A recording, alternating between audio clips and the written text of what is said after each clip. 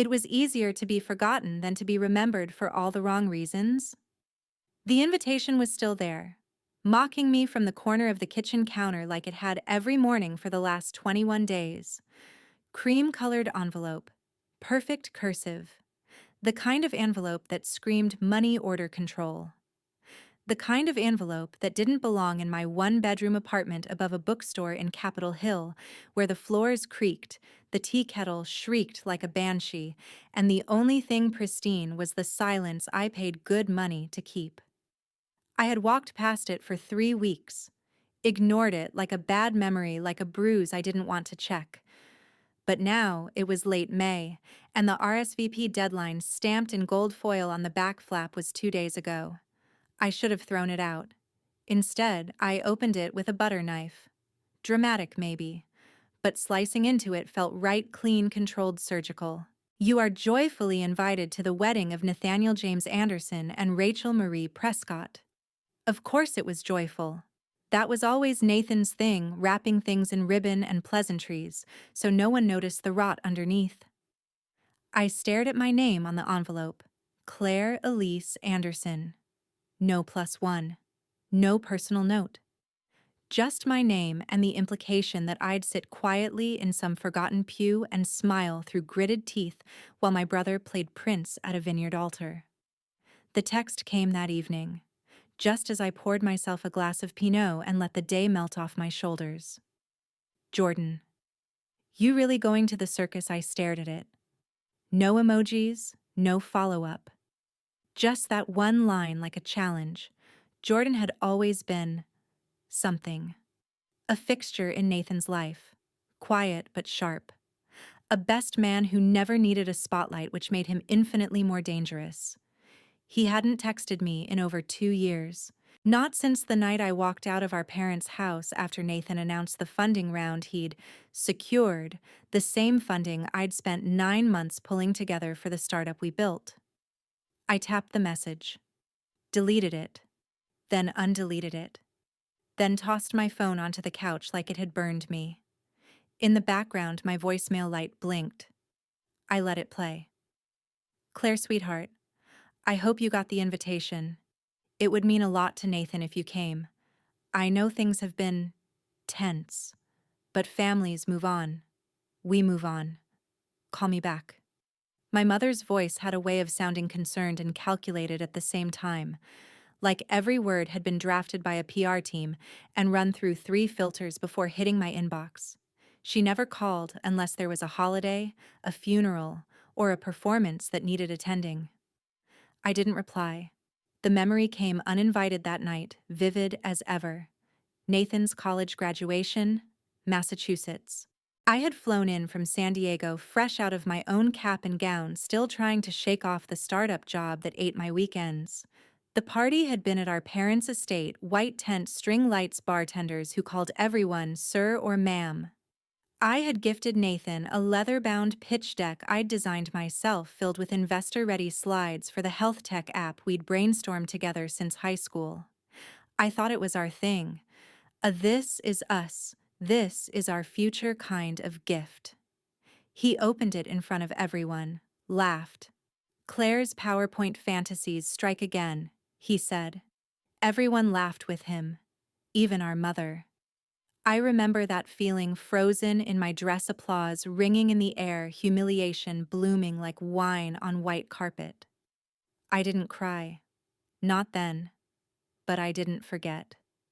Now, nearly 8 years later, Nathan was marrying into a family that probably hosted galas and referred to their dogs as children. And me, I ran a small but profitable digital consulting agency. I worked with underfunded founders and women who'd been told to smile more in boardrooms. I lived in the real world, and I liked it here. But that invitation, it felt like bait. I glanced at my phone again. Jordan, you really going to the circus? I tapped a reply. Maybe. Haven't decided whether I'm the clown or the lion. No response. But I didn't expect one. The next morning, I woke before my alarm. Opened my laptop. Searched flights from Seattle to Santa Rosa. Booked one for Saturday morning. No return trip yet. Not because I wanted to toast Nathan and Rachel with a flute of champagne. Not because I needed closure or hugs from relatives who forgot my birthday. I was going to stand in the same room with every person who had once decided I wasn't enough. And I was going to let them see what that decision had made me. They wanted the quiet, pitiful version of me. They'd get someone else entirely. Every single view means a meal for someone in need. Just by watching this video, you're giving warmth, hope, and a full plate to those less fortunate. So watch now, share now, subscribe to the channel, and let's spread love together.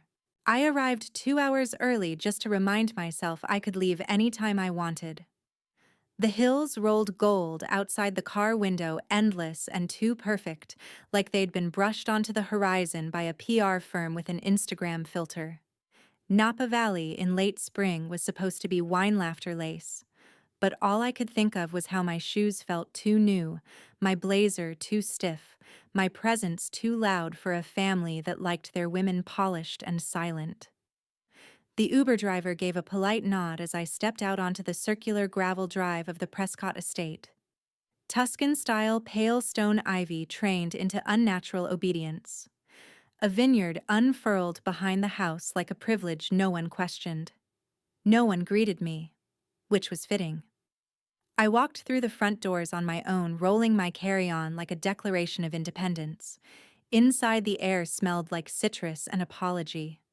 Someone had placed welcome signs in soft cursive near trays of infused water and lavender-scented towels. I ignored them all and found the guest registry desk unmanned, unattended. Clearly, I wasn't worth the full welcome package. But then again, this family preferred ghosts to guests. I wandered out to the back patio. The sun was too bright, the laughter too choreographed. A bartender uncorked something expensive, while a caterer arranged arugula on porcelain plates, like it was surgery. Nathan spotted me first. My sister finally made it. In her own way, of course. It was said with a smile and the kind of tone that made people laugh politely. A joke just sharp enough to wound, but wrapped in enough charm that no one could call it out. He pulled me into a brief, one-armed hug that smelled like cologne and practiced forgiveness. "You clean up nice," he added, his eyes scanning my all-black outfit. "So do you," I replied. "Did you pick this vineyard because it matched your ego or your fiancé's Pinterest board?" Nathan smirked, but the conversation ended there. He turned back to Rachel, who stood a few steps away mid-conversation with a man I hadn't expected to see. Liam. Of course he was here. He'd always been friends with Nathan, close in the way that made me uncomfortable back then.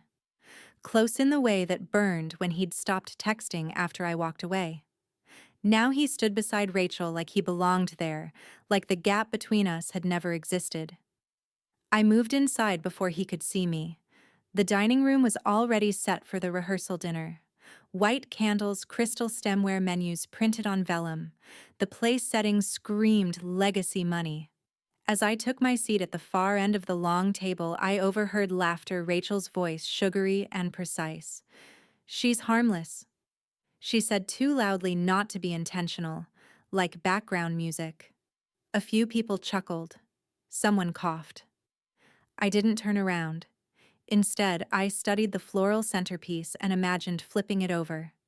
One motion, a crash, a reminder that I was not here to be overlooked. But I stayed still. I had bigger intentions than shattered glass. Jordan arrived 10 minutes later.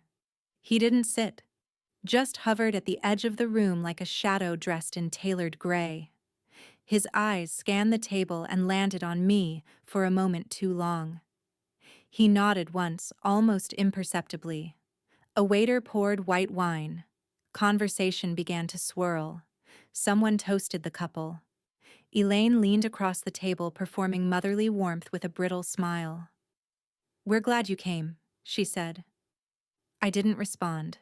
The first course was served. Rachel glided through the room, air-kissing cheeks. Liam laughed too easily at something Nathan said. Elaine made small talk with a judge seated next to her. I felt like the punctuation at the end of a sentence no one wanted to write. And yet, I couldn't help noticing Jordan watching everything. His calm unnerved me. He wasn't laughing. He wasn't drinking. He wasn't even pretending to enjoy himself. Instead, he watched the room like he already knew how the story ended. Halfway through the entree, he slid into the empty seat beside me. "Did you bring the drive?" he asked, eyes still fixed on the tablecloth, voice low enough that no one else would hear. I didn't flinch. Just took a sip of wine. Let the silence stretch. Then smiled. "I don't travel light anymore."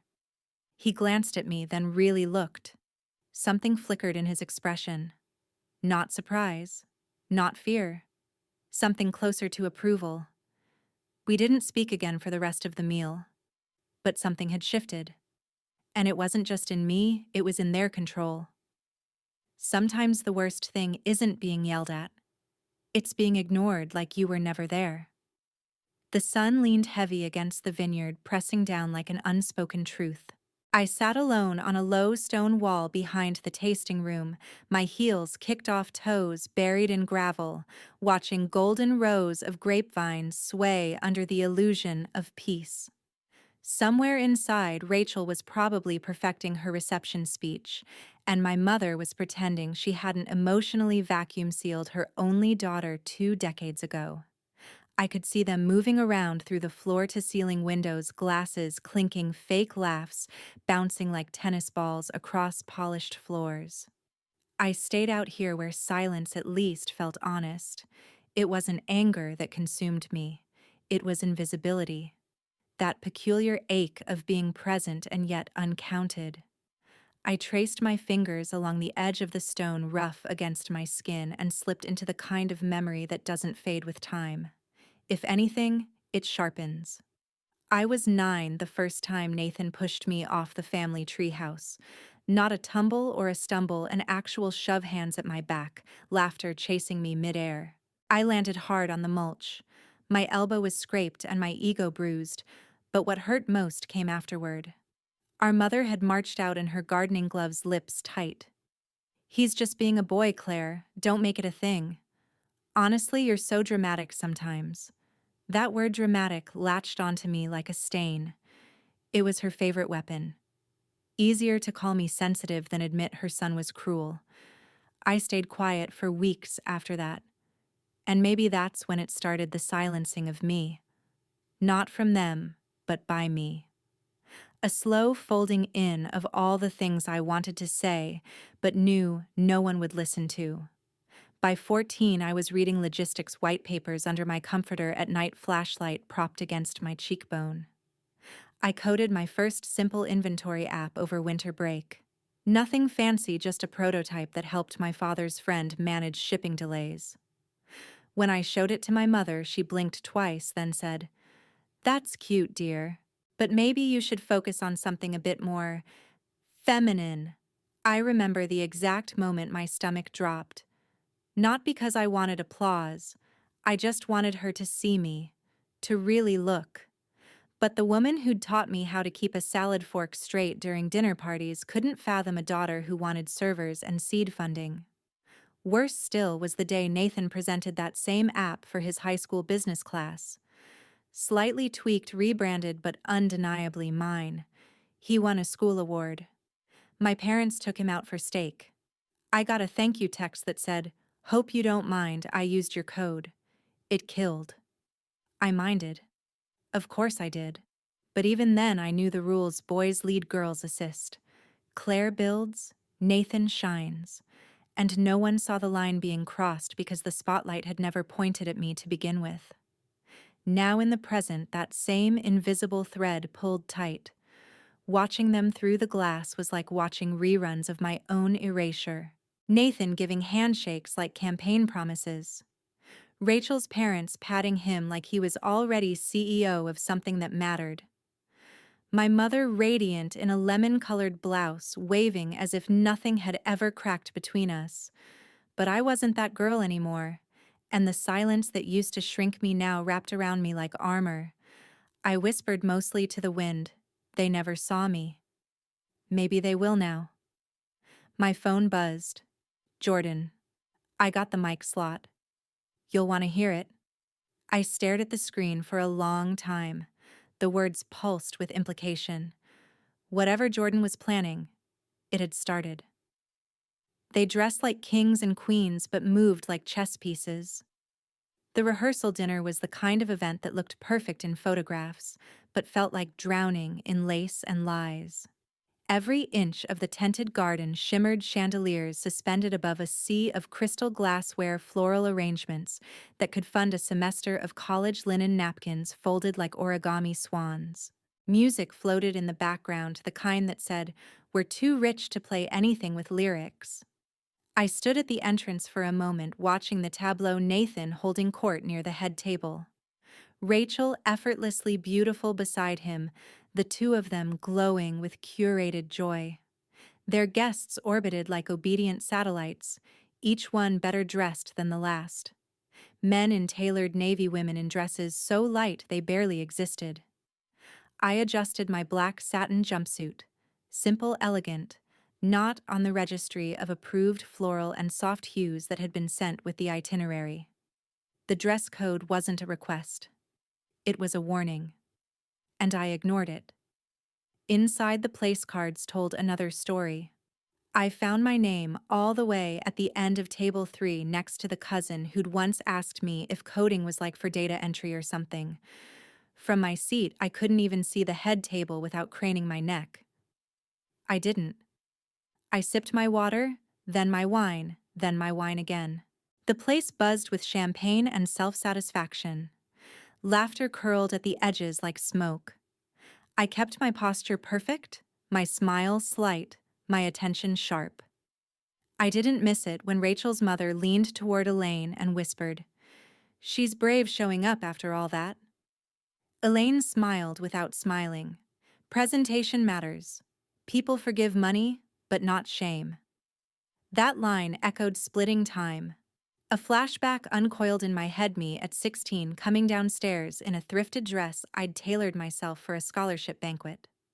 My mother took one look and said, "You're too clever for your own good, Claire. No one forgives a girl who tries too hard to be more than she is." Back in the present, I picked up my fork and focused on not letting the memories devour me. Nathan stood halfway through the second course. He didn't tap his glass. He didn't need to. People hushed the moment he smiled. Always the golden boy, always the practiced charm. He raised his glass high. "I just want to thank everyone here. Your support has meant the world to Rachel and me." Polite applause. "But tonight I want to make a special toast." He continued, eyes scanning. "To all the people who never gave up on me, even when others did nothing but disappoint." There was laughter, short, knowing, cruel in its civility. And then silence, as eyes, some subtle, some not, turned toward me. I didn't blink, didn't flinch. I lifted my glass with the same steady hand I used to hold down contracts and code. To loyalty, I murmured just loud enough for the woman beside me to hear. She looked away. Across the room, Jordan watched it all. He didn't smile, didn't frown, just observed. That's what he did best. And as dessert was served and murmurs began to rise again, he clinked his glass not loudly, but deliberately. It echoed. I think Jordan said, standing slowly, we should save our applause. The guests fell quiet. Even Nathan leaned slightly forward. Jordan tilted his head. "I have something unexpected for tomorrow." It wasn't a threat. It wasn't even a promise. But it landed like a chess move no one had anticipated. He sat before anyone could respond, and the tension in the air pulsed like feedback. I stayed silent. I'd spent most of my life being ignored. Tonight, I chose to watch them miscalculate. Let them believe the same things they always had. Let them believe I was harmless. Background noise. A glitch in the narrative they'd written. Later, I stepped onto the balcony, the air cooler, the stars unbothered, and I whispered into the quiet, "Let them underestimate me. They always do. That's my greatest weapon." I wasn't surprised when he called me an embarrassment. I was surprised how little it hurt. The wedding morning arrived with forced serenity. Light filtered through the canopy of olive trees, casting soft shadows over the courtyard. Tables were set in meticulous rows, pastel linens catching the breeze like they were dancing on cue. Guests floated about in peach blush cream. I stood near the edge of the patio in navy sharp structured intentionally off-brand. A string quartet played something upbeat and ironically forgettable. Champagne flowed before vows were even exchanged. It all felt too perfect, like someone had bought a Pinterest board and forced it into existence. Rachel smiled like someone auditioning for a lifestyle magazine. Nathan looked smugly radiant in his fitted tux, his arms slung effortlessly around groomsmen. One of them snapped a selfie. Another adjusted a boutonniere. I watched from my corner, a drink in hand, invisible, but too solid to erase. He hadn't spoken to me directly all morning. That didn't surprise me. But when he took the microphone after the ceremony, once the newlyweds had kissed, once the crowd had clapped, and confetti had been thrown, I knew what was coming. He held the mic like it was a baton in a relay race he refused to hand off. "Thank you all for being here today," Nathan began, voice smooth, controlled. "It means the world to us. And by us, I of course mean me and Rachel. And maybe a little bit of the wine." Polite laughter rippled. I sipped my drink, expression unreadable. He continued. "Weddings are funny. They bring people together, some from across the country, some from across old grudges. But hey, family is family, right?" I could feel heads turning, not just toward him, but toward me. Nathan grinned. "I always said Claire was our family's unpredictable wild card. You never quite know what version you'll get. The genius recluse, the ghost on holidays, the mysterious one who shows up to brunch in navy." Laughter this time. Actual laughter. A few guests chuckled, unsure if it was allowed. Rachel touched Nathan's arm lightly, her version of a warning. Elaine gave a tight smile, her eyes scanning the crowd to gauge reactions like a PR director managing crisis optics. I didn't flinch. Not once. Because I had rehearsed this moment, not the words, but the silence after. I had trained for it with years of practice. With every family gathering where I'd been talked over, every dinner where I'd been treated like a misplaced footnote in someone else's success story. So I lifted my glass, slightly nodded once toward Nathan, as if he'd delivered a toast worth hearing. And then Jordan stood. It was a clean movement. No rustling, no drama, just intention. He took the second microphone from a stand the DJ had left nearby. People noticed. The DJ froze. Nathan frowned. Jordan spoke clearly, calmly. "Before we toast," he said, "I want to honor someone this family tends to forget." A pause. Even the string quartet stopped mid-note. Rachel blinked. Elaine stiffened. I didn't move. Jordan scanned the crowd like he was reading a deposition aloud. "There's someone here who didn't ask for applause, who didn't ask for credit, who didn't demand center stage, but who deserves to be seen finally for who they are." A few people shifted uncomfortably in their seats. Others leaned in. Out of the corner of my eye, Liam approached. "You turned out interesting," he said quietly, standing beside me like a ghost from a memory I'd stopped feeding. I smiled, sharp and polite. I always was. He hesitated, maybe to say more, but then the lights dimmed slightly and all eyes turned toward the white projection screen now descending behind Jordan. He didn't announce it. He didn't explain. He simply raised his glass in silence. And in that suspended moment, with the murmur rising and the tension thick enough to slice, I whispered under my breath, "Showtime." Sometimes it only takes one voice in the room to silence 1,000 unspoken lies. The courtyard had grown eerily quiet, the kind of quiet that comes after too much confidence has been spoken out loud and someone unexpectedly clears their throat. Jordan stood at the center of it all. He hadn't changed out of his tailored three-piece suit since the ceremony, but something in the way he held the microphone now made him feel entirely different. Not a groomsman, not a family friend, not even a best man. He had become the fulcrum. Guests still clutched champagne flutes mid-sip. A few leaned toward each other, whispering with the shallow urgency of polite confusion. Nathan had retreated a few inches from the center of attention, and Rachel's smile, always symmetrical, always crisp, had faltered just enough to make a seam.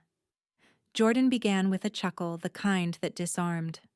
"I wasn't going to say much tonight," he said. "Weddings are usually about the couple after all." More laughter, light and forgiving. But sometimes he continued, his voice warming like a stage light. "There's someone in the crowd who deserves a little spotlight. Someone who didn't come here to make a scene or steal attention. Someone who spent most of her life doing the hard work without needing applause." I stood off to the side, hidden in plain sight. I didn't blink. I didn't flinch. "See," he went on, "some of you know me as Nathan's old college buddy. Others know me from the investment world.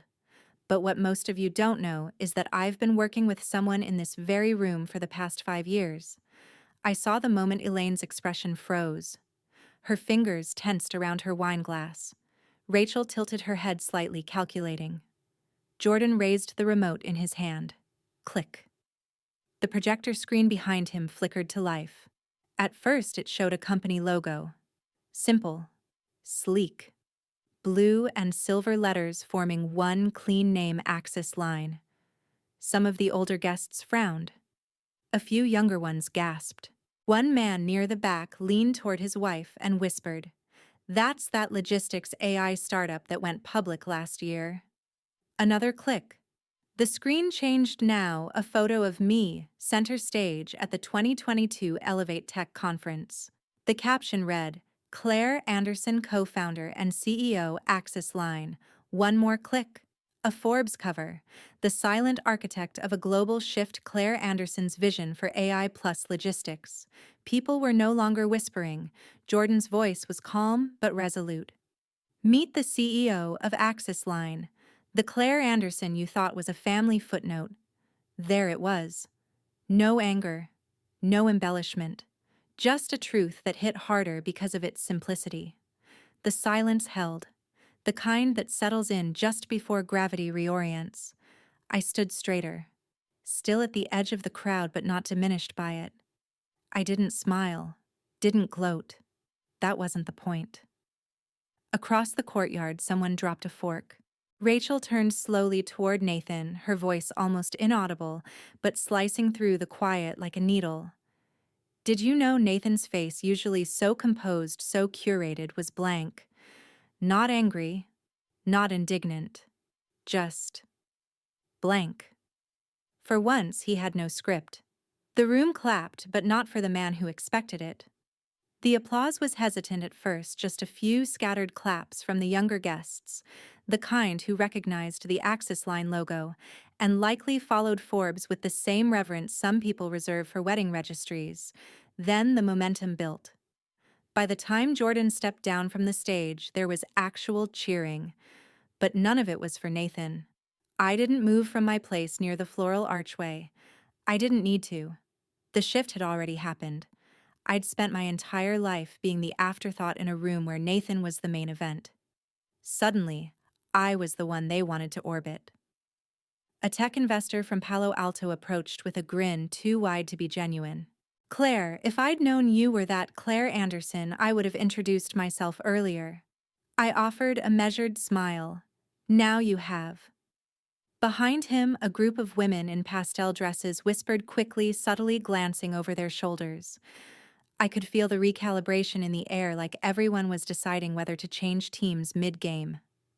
Nathan stood to the side, still holding a champagne flute he hadn't touched. His face was strained in a way I'd never seen before, not the smug confidence he wore like a cologne, but something bordering on disbelief. I watched as two former fraternity brothers who had once tried to flirt with me at his graduation now made a direct line to Jordan. He glanced at me as they passed, then muttered, Didn't realize we were turning this into a press conference. I turned to face him slowly.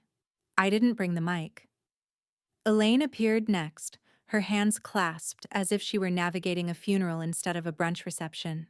"Claire," she said, her voice polished and tight. "You should have told us." "I did," I said softly. "You just didn't listen." That seemed to stun her more than the Forbes cover. She blinked once, then again, then turned away, lips pursed, moving back toward the safe terrain of wedding guests who still clung to old scripts. Liam, of all people, was the one who lingered. He approached me slowly, holding a glass of rosé like it was a fragile truth. His voice was low. "I underestimated you," he said. "Maybe I never really saw you." I met his gaze steady. "You were looking for something that wasn't me." He didn't argue. He didn't apologize. He just nodded, one of those rare, honest gestures that didn't need to be anything more. Then Rachel appeared. She walked with practiced poise, but I saw at the twitch in her jaw, the hairline fracture in her smile. She waited until the guests were sufficiently distracted, then tugged lightly on my elbow and pulled me to the side garden where the hedges were tall and the champagne buzz didn't reach. "You planned this," she said. It wasn't a question.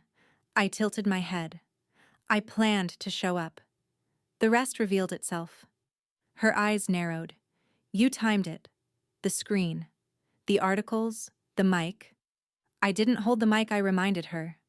She laughed once, sharp, bitter. "He's unraveling." I looked past her, back toward Nathan, who was trying to smile through a conversation with a family friend, while Jordan fielded questions like a startup CEO on demo day. "Maybe it's overdue," I said. Rachel took a breath, lips parting as if she might say something else, but she stopped.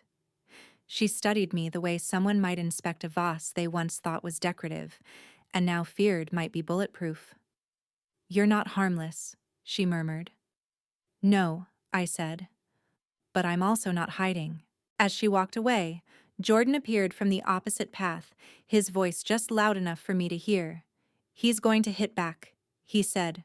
No smile, no humor in his tone. Just, "Not here." I nodded once. "Let him." When you've been invisible long enough, people stop guarding their secrets around you.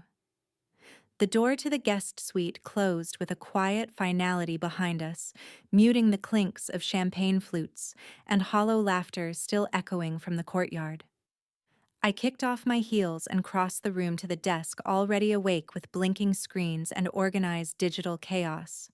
The glow of the monitors felt more honest than anything I'd heard at the reception. Jordan closed the curtains behind him, then moved to the edge of the desk, eyes scanning the spreadsheet on the center monitor. "This is it?" he asked, already knowing the answer. I nodded and reached for the encrypted drive, black, small, unassuming. "This is where it starts." We'd pulled it from cold storage 2 weeks ago.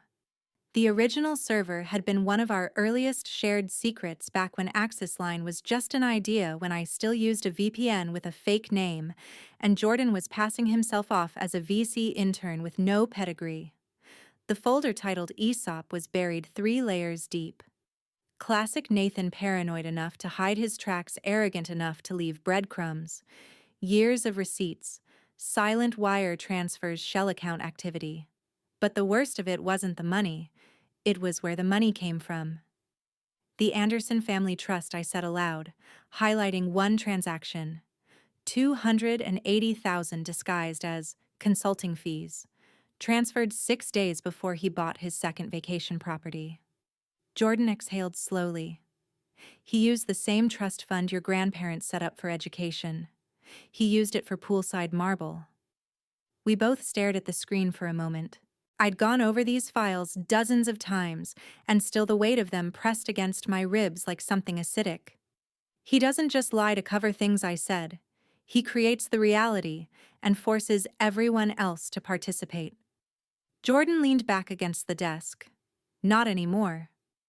We worked in silence for the next 30 minutes, organizing, highlighting, preparing versions, some redacted, some annotated.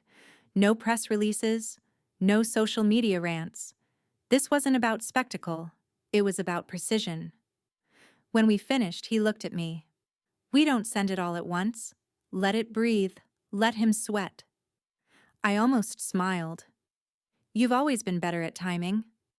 He opened his laptop and began encrypting packets. You're better at truth. Meanwhile, I drafted 3 emails, each one short, direct, anonymous, addressed to 3 of Nathan's closest allies in the business world, men and women I had watched shake his hand with the same smug assurance that they'd never need to look deeper. Subject: financial irregularities. Nathan Anderson attached documents for review. No commentary necessary. A concerned insider. I pressed send. Across the property in the main estate study, Nathan was unraveling. Though I couldn't see him, I could imagine the movements, the pacing, the sharp questions, the way Rachel would try to calm him, while also calculating whether to align with him or distance herself. He'd be on the phone with at least 2 attorneys by now. One financial, one PR. He'd be checking bank accounts, trying to freeze assets, attempting to trace the source. But he wouldn't be able to. The breadcrumbs led back to him. We were simply handing them to people who mattered. Jordan broke the silence. He'll know it's you. I'm not hiding, I said. But I'm not grandstanding either. This, he gestured to the screens, isn't revenge. No, I said, closing the laptop lid. It's exposure. My phone vibrated on the nightstand. A message from an unknown number, area code New York. You've been very quiet all these years. I'd love to talk. I handed the phone to Jordan. He read it once, then twice. Looks like they're starting to listen. It's always the guilty ones who call you dramatic. The brunch was supposed to feel casual, but nothing about it was relaxed. Not the white linen napkins that stood too stiffly in the mimosa glasses, not the curated jazz playlist humming beneath the clink of silverware, and definitely not the way everyone smiled like their teeth might crack under pressure. I could feel it the second I walked into the garden courtyard. Something had shifted again. Not just the hierarchy, the energy, the tone. Nathan stood beneath a gauzy tent surrounded by people pretending they weren't watching me. His tailored shirt was rolled up at the sleeve's top button, undone, the very image of a man trying to relate. He raised his glass, no mic this time, but everyone quieted as if on cue. He didn't look at me directly. That would have been too obvious. Family? He began, voice warm like a hearth built on fake logs. It's never simple. We all have stories, don't we? Some soft chuckles. A few nods. Jordan stiffened next to me. We grow. We stumble. We try to forgive. He let his eyes wander vaguely across the crowd. Some of us come here to heal. Others? His pause was long, intentional. Others come with agendas. There it was. No names, no direct accusations. Just a performance so polished it might have slipped past unnoticed if I hadn't lived inside that script my entire life. The guests ate it up like brunch quiche. Elaine smiled, strained, uncertain. Rachel looked anywhere but at me. And Liam. Liam watched Nathan with a narrowing gaze, lips pressed into a tight line. He didn't clap when the toast ended. I excused myself, walked toward the citrus trees lining the far end of the courtyard where the sun was too bright and the tablecloths didn't reach. A woman I didn't know approached me, late 40s, expensive hair, name tag from some private equity firm. Claire, she asked, her voice pitched just above sympathy. I turned. I just wanted to check. Are you okay? Her smile was carefully non-threatening. Your brother seemed really concerned about your state. My state. Like I was fragile. Like I was unpredictable. I didn't answer her. Not because I didn't know what to say, but because I knew too well, and none of it would fit inside the kind of sentence she expected. So I nodded once and walked past her. Jordan intercepted me before I got to the vineyard archway. He's playing mental health games, he said quietly, eyes scanning the room. And people are buying it. I almost laughed. Not from amusement, just the bitter clarity of it all. Of course they are. It's what they expect, he added. The weird sister. The fragile one. The girl who made too much noise. I never made noise, I said. I just stopped apologizing for existing. That's the same thing to them. I wanted to leave. Just disappear again. It would have been so easy to vanish back into my Seattle apartment and let them rewrite the narrative like they always had. But then I saw Elaine standing under the white awning glancing at me with a look that wasn't pity or concern. It was calculation. She was trying to decide which version of the story would protect her most. Whether it was safer to call me unstable or genius. And I realized walking away now wouldn't just be surrender. It would be confirmation. So I took a breath, lifted my chin, and walked back toward the brunch with my silence sharper than any defense I could give. Let him perform. Let them believe what made them comfortable. Because the truth was still coming, and I knew exactly how loud it would be. They were too busy rewriting my story. So I started writing my own ending. The after-party hummed with the hollow rhythm of too much money and not enough meaning.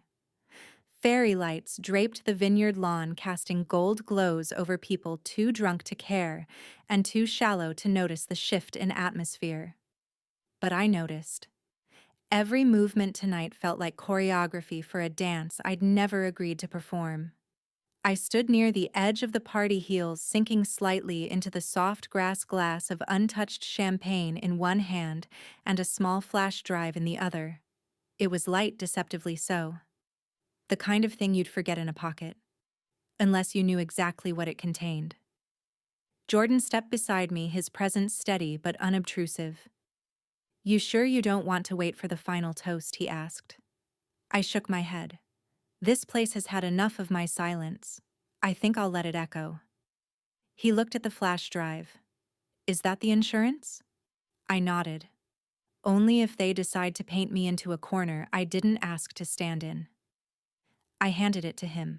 He tucked it into the inner pocket of his suit without a word. Behind us, laughter spiked. Rachel was performing her charm act again, too loud, too bright. A peacock flapping harder because she could feel the wind shifting. Nathan stood beside her, back, ramrod straight, his smile perfectly controlled.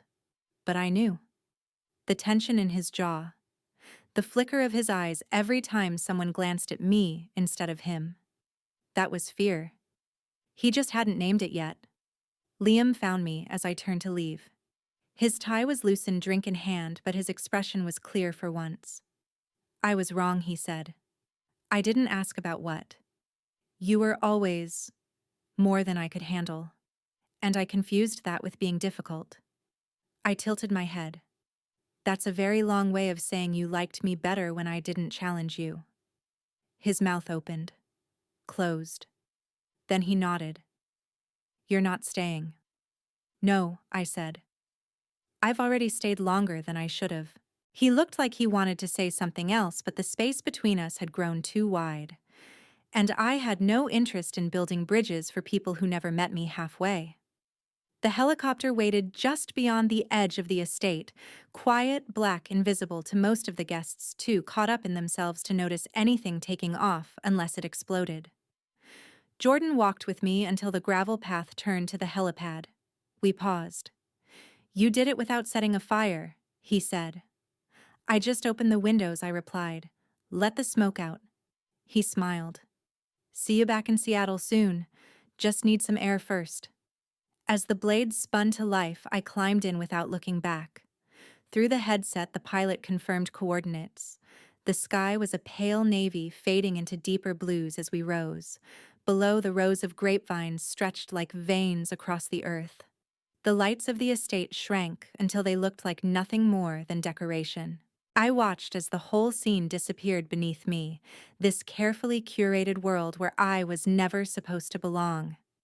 I was never the embarrassment I whispered to no one in particular, voice calm final. I was the exception. Somewhere down below, Elaine's phone pinged. She sat in the dim interior of the estate's library nursing a second glass of wine alone. Her manicured hands trembled as she clicked the email open.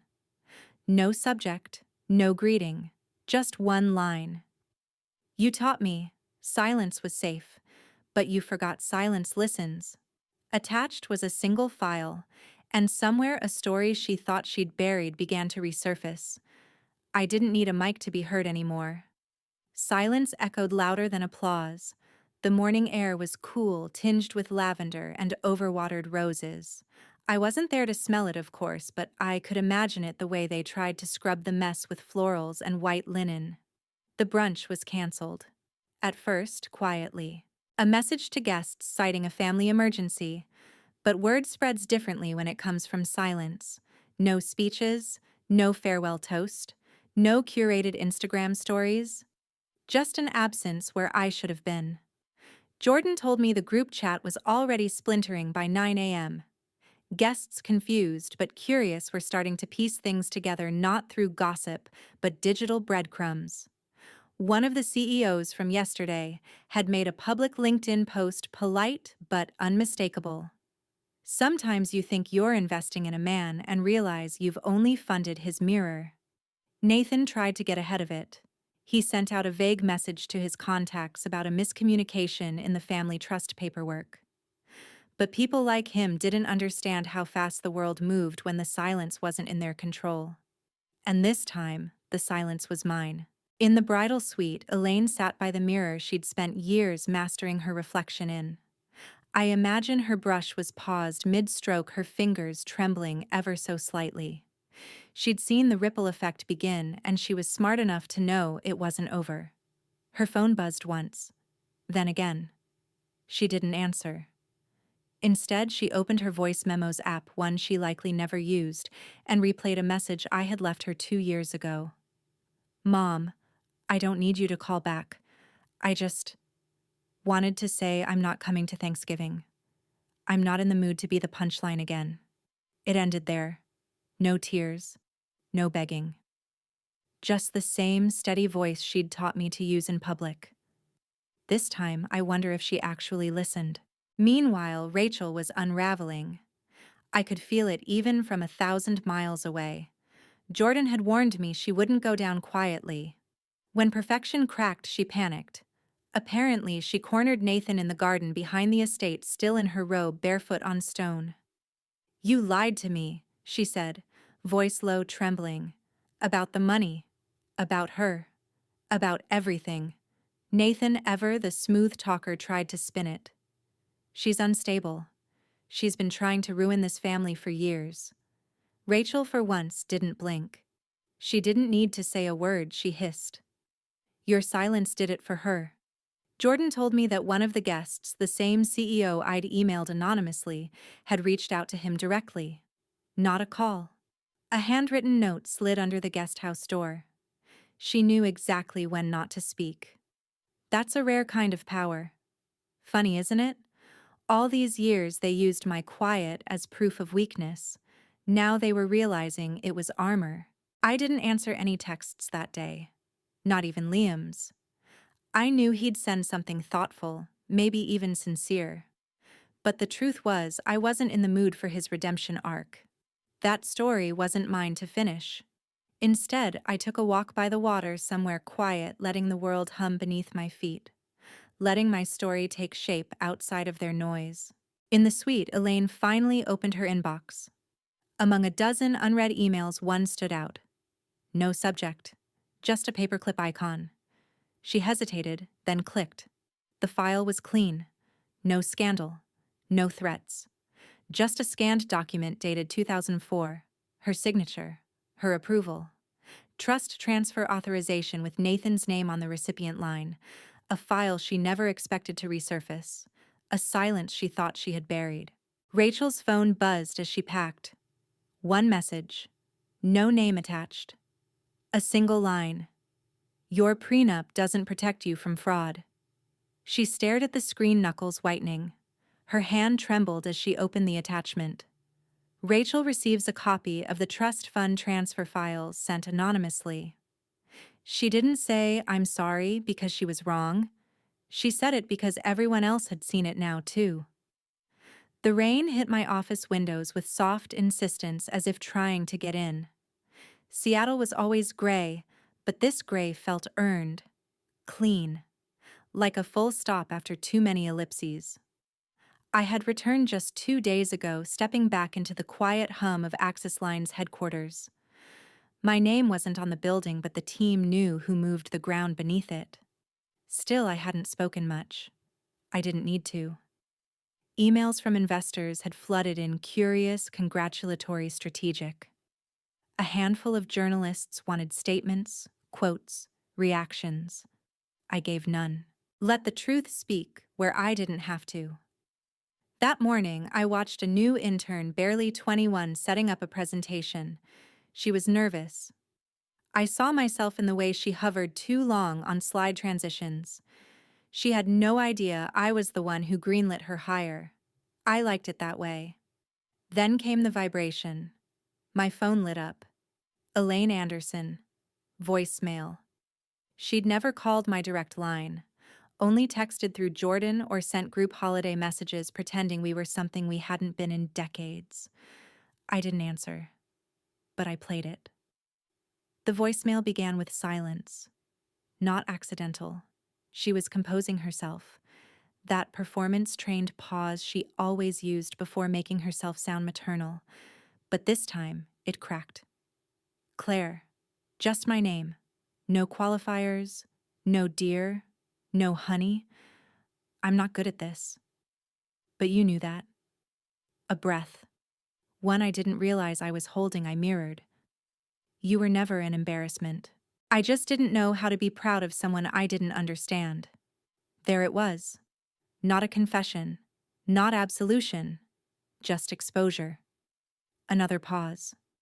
I hope, someday, you'll talk to me. But I'll understand if you don't. She hung up. The message lasted 48 seconds. I replayed it 3 times. The first time I listened as a daughter. The second as a woman. The third, as no one in particular. I didn't cry. I didn't clench. I didn't rehearse replies in my head like I used to crafting essays she'd never read. Instead, I opened my voice recorder, the same one I used to dictate code notes or strategy drafts in the early days. I tapped record and said calmly, "Mom, I forgave you a long time ago, but I don't owe you a reply." I hit save, then delete. There were no fireworks in that moment, just a shift in the air, subtle but irreversible. Like when you realize a story you've been trapped in no longer owns you. Back at my desk, the intern was still rehearsing her pitch. Her voice trembled on a stat chart. I gave her a nod through the glass. Not approval permission. I reached into the bottom drawer, the one I hadn't opened since I got back. There it was. The envelope. Ivory, thick-stalked, embossed with Rachel's calligraphed optimism. Nathan and Rachel May, 2023, together always. I held it for a moment. Then deliberately, I tore it in half. Claire opens a drawer, the old envelope from Nathan's wedding invitation. She tears it in half. He built his name on borrowed power, and the bill just arrived. The first push alert came just after Nathan stepped out of the elevator. His phone buzzed with the same confidence he used to exude walking into boardrooms, but this time he hesitated before checking it. TechCrunch, heir of privilege caught in family fraud. Businessweek Anderson Trust Fund scandal could shake West Coast tech. He stood frozen at the edge of the marble floor of his high-rise office. Through the glass wall, the city of San Francisco looked indifferent, unbothered by his unraveling. Rachel was already inside the conference room. She didn't bother standing when he entered. Her arms were crossed, her eyes scanning her own phone, which lit up with each incoming headline. "You knew this would happen," he said, his voice too calm, the way you try to sound when everything is crashing and you have nothing to grab onto. Rachel finally looked up. "I didn't know she'd win. I just stopped betting on you." Another alert. Another investor backing out. By the time he sat down, 3 board members had dialed in remotely. Their voices were clipped, their phrasing rehearsed, a difficult but necessary conversation. Fiduciary obligations, loss of stakeholder confidence. A lawyer joined the call via speakerphone. She didn't waste time. Mr. Anderson, can you confirm whether funds from the family trust were used to back your Series B round for Ventratech? No comment, Nathan replied, staring into the center of the table as though it would swallow him. But it didn't. The silence just sat there heavy. Rachel tapped the screen of her tablet, flipping it toward him. It showed a spreadsheet identical to the one Claire and Jordan had quietly circulated. Each transaction time-stamped, each entry traceable. You humiliated her for doing what you couldn't earn it, she said, her voice low but cutting. He opened his mouth but no sound came. Every possible defense sounded like another lie, and for once he knew the room wouldn't believe any of them. One board member disconnected without a word. Another asked to adjourn for internal review. By 3 p.m., the company's shares had dropped 17%. By 4, an emergency motion had been filed to freeze Nathan's access to operational funds. Still, he stayed at his desk. He scrolled through unread messages, missed calls, half-composed drafts he would never send. His hands trembled when he saw the one message he'd been waiting for and dreading.